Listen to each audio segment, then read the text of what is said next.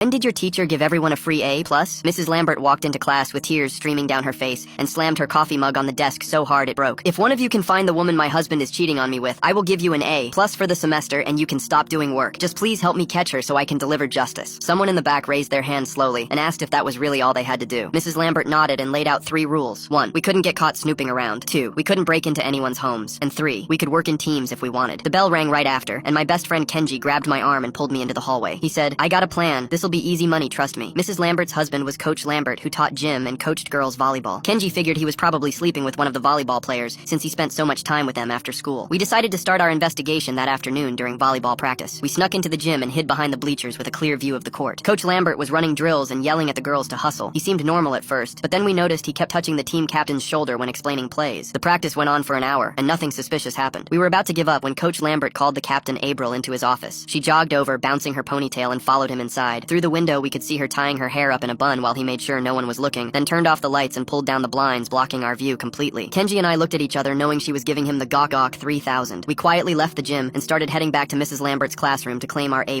We were practically running down the hallway when we heard footsteps behind us. 2 kids from our class tackled us to the ground before we could react. They pinned us down while their teammate Jasmine sprinted ahead toward Mrs. Lambert's room. We struggled, but they were bigger and had caught us off guard. By the time we got free and made it to the classroom, Jasmine was already inside talking to the teacher. After Jasmine left looking smug, I went into the classroom alone. Mrs. Lambert was sitting at her desk crying harder than before. I told her what we'd seen with Coach Lambert and April in his office. She thanked me through her tears and said she'd suspected the volleyball team all along. But then I realized something off. I asked her, "Are you okay? Like actually okay?" Mrs. Lambert looked up at me with surprise. She actually smiled a little through her tears and said I was the first student to ask how she was feeling. I apologized for not asking sooner and told her that even though she was a tough teacher, she didn't deserve to be cheated on. She stood up and walked around her desk. "Do you still want that A+?"